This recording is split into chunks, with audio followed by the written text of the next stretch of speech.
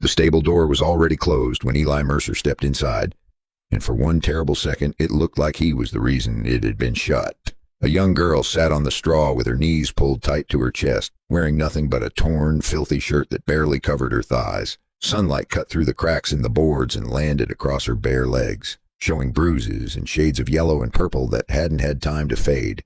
She flinched when Eli's shadow fell over her, as if she expected the next blow to come from him. Eli removed his hat slowly, careful not to startle her.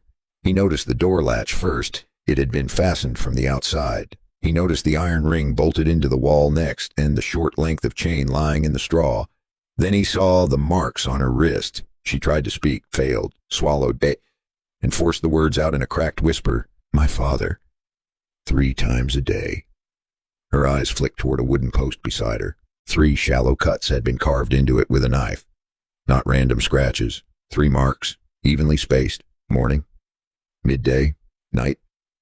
She didn't cry. He drinks. Then he comes, and he locks the door. The heat inside the stable felt thicker than the air outside. Eli felt something shift in his chest that had nothing to do with anger and everything to do with shame. He had known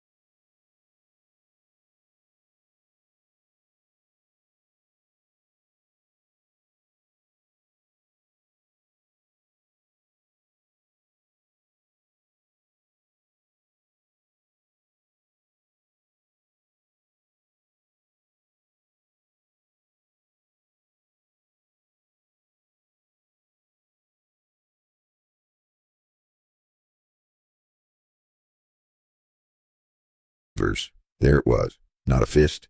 Paper. Law. Silas hadn't chased them down the road. He'd gone straight to town, straight to the badge. Tom wasn't accusing, but he wasn't smiling either. In this county, Tom said carefully, a father still carries weight. Eli nodded. He understood. Out here, blood often spoke louder than bruises. When Eli returned to the ranch that afternoon, he found Clara standing by the fence, watching the horizon like she expected dust to rise at any second. But she must have felt it in the air, because just before sunset she said something that made Eli's stomach tighten. He won't stop, she whispered, and in the distance, far down the road leading from Dodge City, a thin line of dust had begun to climb into the summer sky. The dust line grew thicker as it came up the road. Clara saw it before Eli said a word. She didn't panic. That was the strange part. She just went still, like someone who had spent years learning there was no use running. Eli stepped off the porch and rested one hand on the fence rail. He counted 3 riders. Silas in front. 2 men behind him from town, both the kind who spent more time leaning on saloon walls than working honest fences. No badge in sight, not yet. They pulled up hard in the yard. Silas swung down from his saddle, eyes bright and mean. You got something that belongs to me, he called out.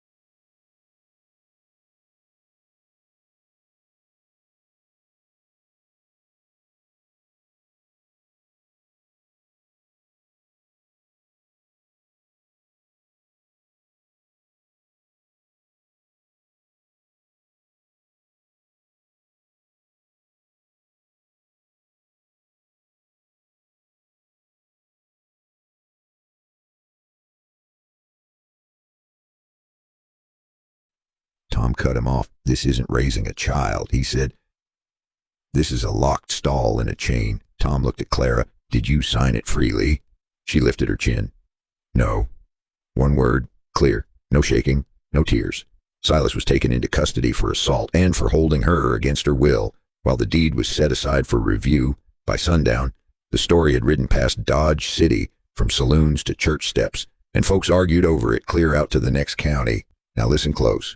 Out here, in 1880s Kansas, the law wasn't always fair, and even today, it still depends on men and women willing to stand up when it would be easier to stay quiet. If there's a lesson in that summer dust, it's this.